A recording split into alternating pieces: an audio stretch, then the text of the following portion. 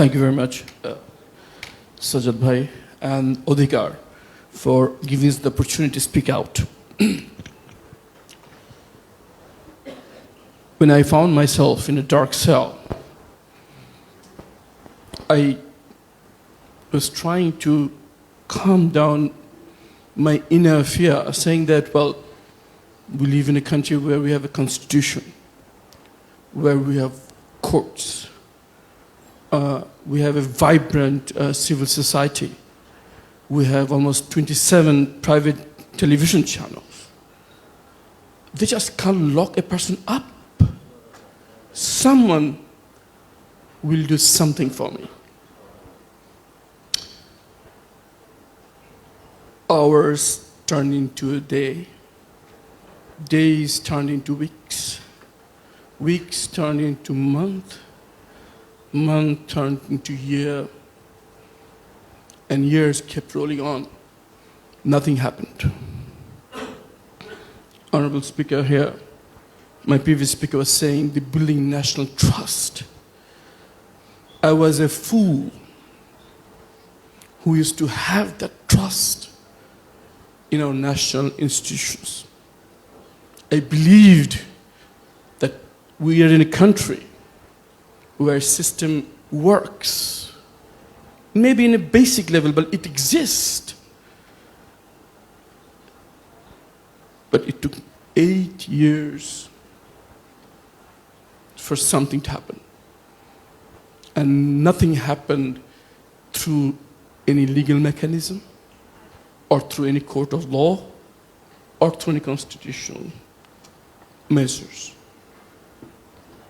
I remember waiting in the dark cell and telling myself that where are the Supreme Court judges who know me personally? Where are High Court judges who can issue a rule on their own, suo motu? They know I'm missing. Where are my fellow lawyers who I know are fierce in advocating? Where are my friends in diplomatic circle? Those who fund my country, my government. But with a heavy heart, I have to tell no one could do anything. And that's why we're sitting here discussing the need for something that will have some teeth. And that's why the interim government took the initiative of ratifying OPCAT. And interim government took the step in implementing and bringing into NPM, National Preventive Mechanism, which was vested upon the National Human Rights Commission. As you know, that interim government was formed when there was no parliament after an uprising. So they could not promulgate a regular law. They had to come up with a law which was up to the democratically elected government to ratify them or to regularize them, to adopt them into a full-fledged law. When I was elected to the parliament, one thing I was sure that in this parliament, I will not have to go around lecturing our member of parliament about human rights and what happens when that right is violated, because almost all of the parliamentarians in this parliament were a victim of it.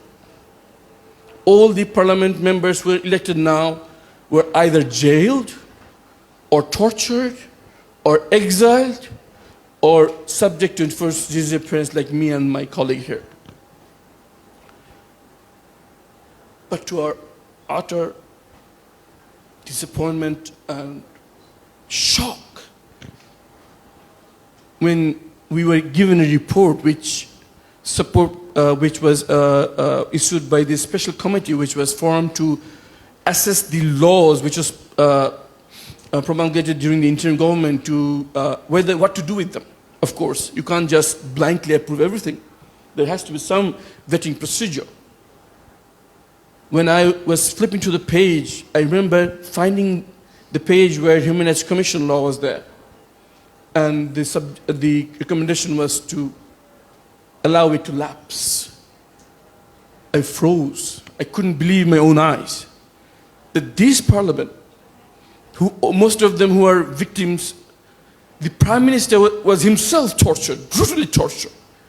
I personally know that he can't sit straight because his desk was slipped because of the severe torture was subjected to. The Home Minister was subject to enforced disappearance and sent into exile. All of them knows what happens when you don't have an institution that is functional, what law enforcement agencies, when you have absolute power in your hand, people end up doing. How come they allow this preventive measure, this OPCAT, this UNCAT, this ICCD, what is the law for the ratification of the enforced disappearance? ICCPED, the long, I'm sorry, I can't remember the entire term. International protection of all persons. Yeah. Both have been scrapped. And I remember taking the floor, and I couldn't control my emotion when I sang in the parliament that where we have a prime minister who is a victim of torture, when we have a home minister who is a victim of enforced disappearance when subject to exile, when each and every elected member in this house were subjected to severe human rights violation, allow this law to expire. I remember the law minister getting up in my response and I could clearly see that my emotional approach got to him. And he said that we promise that we'll bring it back. And we'll bring it back better and stronger. I rebutted that saying that you can't do that by keeping it. The option is to either allow this law to become a regular law and then bring minute tweaks and changes subsequently. You don't have to scrap it altogether. But despite our appeal, that ordinance, that interim law was scrapped. At this moment, we do not have a Human Rights Commission which is credible of being called the Human Rights Commission, which having independent powers. We are now back to old law, the 2009 law, which is basically a sham, I'm sorry to say.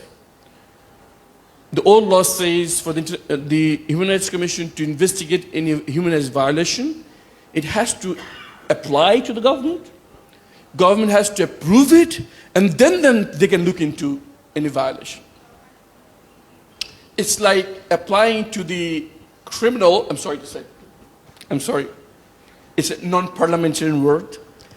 It's like applying to the perpetrator for permission to investigate his own violations, which might end up him getting charged for the violation he has committed.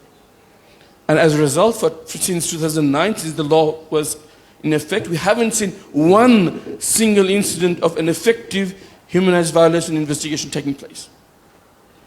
I'm sorry, I'm getting emotional, because when I speak about it, I remember my days in the dark cell,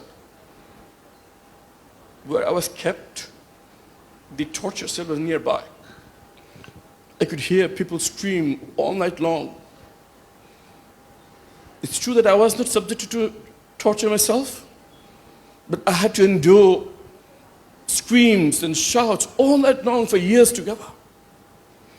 And my brother here will tell more what it feels to be a victim of torture and not knowing what will end. Being you're in a point where death seems to be an escape, where you feel like if someone kills me now, he will do me a favor. And now you're a lawmaker, and you feel helpless, that you cannot do anything from preventing the government led by victims scrapping all the law that was enacted to prevent it. Coming back, what to do, what can we do now? Now, the law minister has promised that he will bring back the Human Rights Commission to the National Human Rights Commission 2005 in a more better and effective form. Now, my question is 5. Number one, will this new law give freedom to this Human Rights Commission to investigate any violation without any permission from being taken from the government? Because if the element of this proviso of taking permission exists, then we will not see anything different. If I commit a crime, I will not let anyone to carry an investigation which put me in trouble. It's basic common sense. Secondly, how the commission will function. Will it have to seek government's approval in every stage, where there will be procedural independence of this new commission? Third, how the commissioners will be selected. Even we have Anis was, where's Anis? Anis was pointing out this very provision to me just before the session started, that you have a good law, but you have a bunch of commissioners who are not capable to delivering what the legal procedures allows, or to be more blunt when they have a duty to those who have appointed them. So who are the commissioners who are being appointed? How are they appointed? What are the backgrounds of the commissioners who are being appointed? Do they have a background of doing human rights work? Do they have the capacity to look into the eye of the government and say that you're wrong? Stop it. Change it. Release him. And lastly and most importantly, whether the government have the goodwill to honor the international obligation that it holds. It is signatory, it has ratified OPCAT, it is ratified ICCPED. Does it have the goodwill? Because at the end of the day, if it doesn't, there is no mechanism to penalize the government.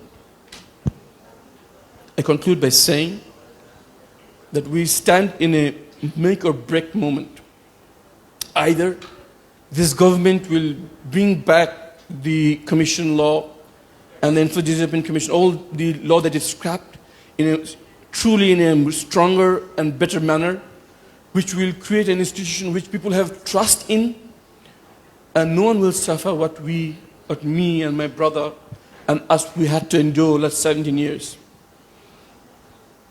Or will we really have a law which is nothing but an impression of ink on paper, which will not truly deliver?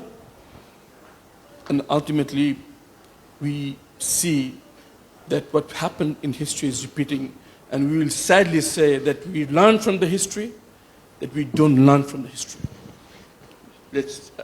I'm an optimist. I believe in best, but I have members in the audience who are in a position to talk to the government. I'm not a big fan of using the word pressurize, no, but do whatever you can to ensure at least the legal measures are in a way that it allows for an international, independent commission which will deliver what the NPM is supposed to deliver, where they will have the authority to go into a detention center and see how a detainee is being treated.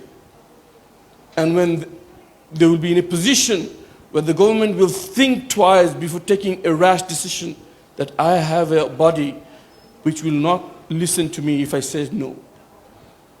Let's hope for the best, but as a opposition, we are preparing for the worst, and I'm sorry to say, maybe once again we'll have to go back to the street for our rights to be implemented. God help my country. Thank you very much.